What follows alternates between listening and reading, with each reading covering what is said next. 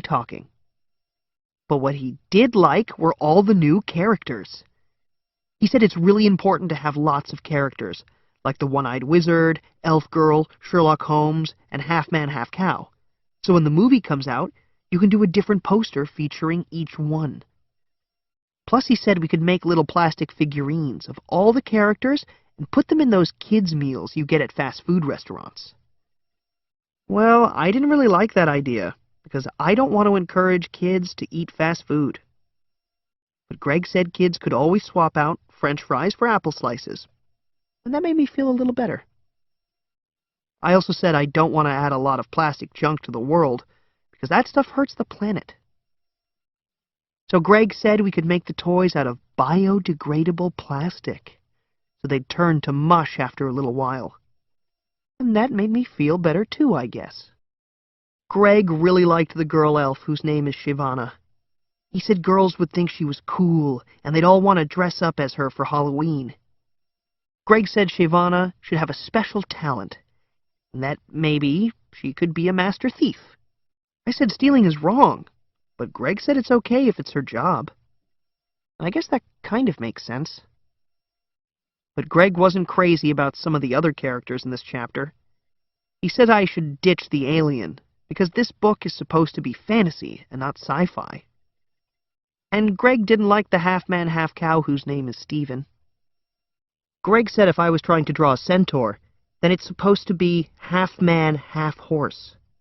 I said I'm pretty sure centaurs can be cows too, and he said, yeah, but all cows are girls, so if I wanted to keep it as a half-cow, then Stephen would have to lose the mustache. I said this was getting too complicated, so maybe I'll just ditch Stephen too.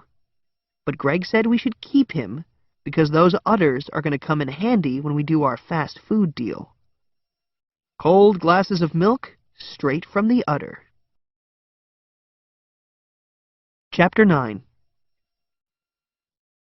Roland and his team went through the Boulder Pass to cut across the Razor Range. That's where they were attacked by ogres, who threw giant rocks down on them. And Roland was really glad he remembered to wear his helmet. Bonk! Everyone thought they were going to get squished by the boulders, but then the One-Eyed Wizard created a giant magical hand to protect them by flicking the boulders back at the ogres. After they got clear of the Boulder Pass, the team was so happy to be alive that they took a minute to celebrate with cold glasses of milk. And everyone agreed it tasted way better than a sugary drink like soda. But they celebrated too soon, because 5 seconds later, they all got scooped up off the ground by giant eagles.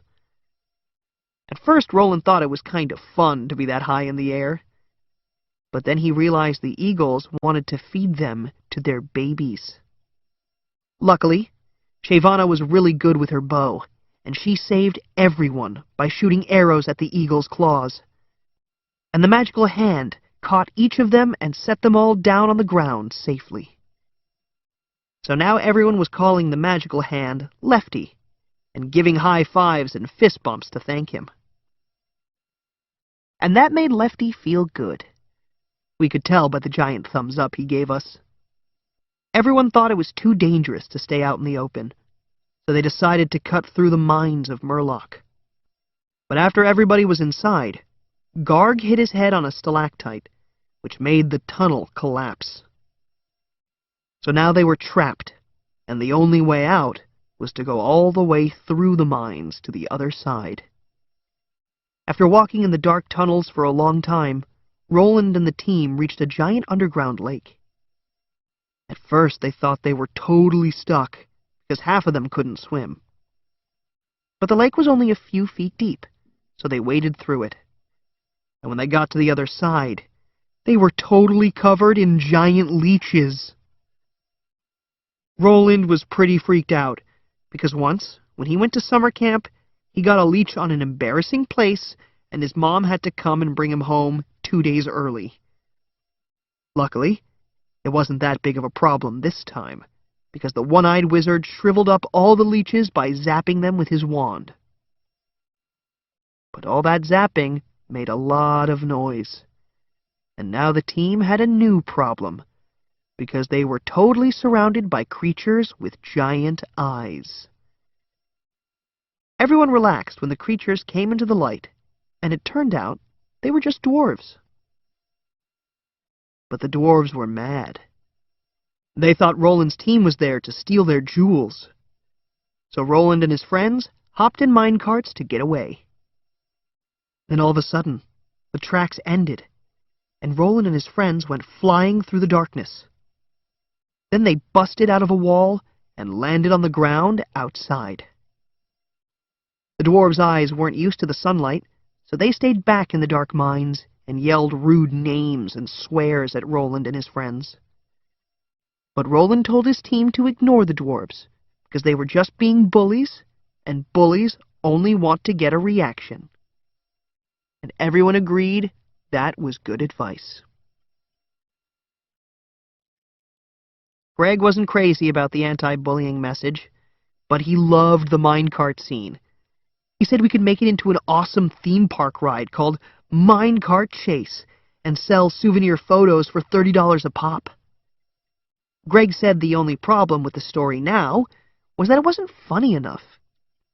He said every good story needs lots of laughs, and so far this one has 0.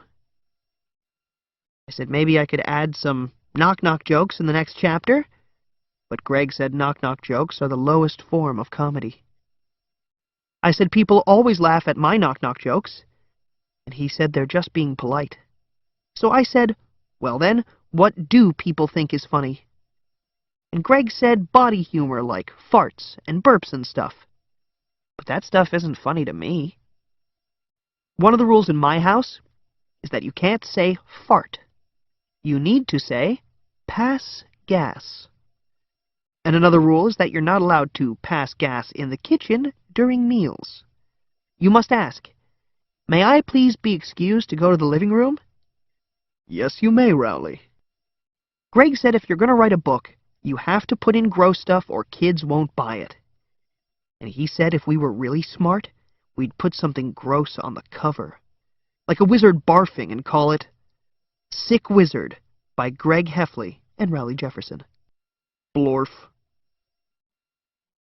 Then Greg said he had an even better idea. He said that nowadays a lot of books come with extra stuff like sticker sheets and mini posters. So he said we could make a sticker sheet with a bunch of gross things on it, like barf and vomit and runny noses, so kids could add their own body humor wherever they wanted. Greg said we should throw in a lot of slapstick humor, because kids love that kind of stuff too. Then he told me this idea, where the team pulls a prank on the one-eyed wizard by throwing his eye up on a wall. But that kind of sounded like bullying to me. Greg told me the other thing the story is missing is romance. He said every good book has some kind of love story in it, so we'd better add one to ours. He said a good couple would be Garg and Shavana, because the elf would like Garg's muscles. And I said maybe Shavana would like Roland, because he's sensitive and has a shy smile. But Greg said Roland's too busy practicing his flute to be interested in girls, so we should just go with Garg. I said maybe we don't have to put a romance in the story, because it's okay for boys and girls to be friends. But then Greg said a better idea would be to make Roland and Garg fight over Shavana. Well, I don't think it's good for two friends to fight over a girl, so if there's going to be a romance, it'll have to be with someone new.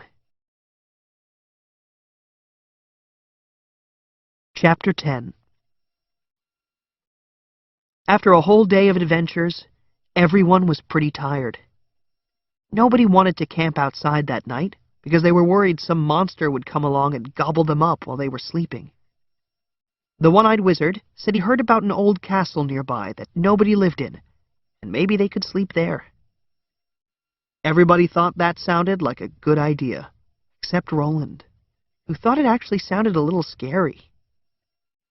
But it turned out the castle wasn't abandoned after all. There was a light on in the highest tower, and everyone agreed that someone should investigate. Shavana volunteered, and Roland decided he would go with her. and when they got to the base of the highest tower, Shyvana tied a rope to an arrow and shot it up at the windowsill. Shyvana climbed up the rope, and Roland climbed after her. And for the first time, Roland noticed that she smelled like rose petals after a spring rain shower. He thought maybe Shyvana used the same perfume as his mom, and was about to ask her. But by then, they were already at the window. Roland and Shyvana had to squeeze close together so they could both look through the opening. And that made Roland feel all warm inside. But Shyvana didn't seem to notice, because she was too focused on what was in the room. There was a teenager sitting on a bed, and at first Roland thought it was just a person with pointy teeth. But then he realized this guy was a vampire. Roland was about to tell Shyvana they both needed to get out of there, but she had already climbed over the windowsill and into the room. And even though Roland thought this was a bad idea, he followed her. The vampire barely even looked up at Shyvana and Roland. But when he finally noticed them, he said they were his first visitors in 300 years. The vampire said his name was Kristoff, and he got bitten by a vampire bat when he was a teenager. And after that, everyone he loved got older and died, but his curse was to stay the same age forever. Kristoff said after his parents passed away, he locked himself in this tower, so he would never bite a living soul. He said he planned to stay in the tower forever, and Roland thought that sounded like a great plan. When Kristoff finally finished his story, Shyvana asked him if he wanted to come with them on their quest. And before Roland could say anything, the vampire was already packing his things for the trip. Roland really wished Shyvana had asked if it was okay to bring this guy along before inviting him, because Roland was kind of the team leader. But he was a nice guy, so he didn't say anything. The three of them climbed down the rope, and Shyvana introduced Kristoff to the whole team. And then the vampire said there was one thing he should mention before they got going.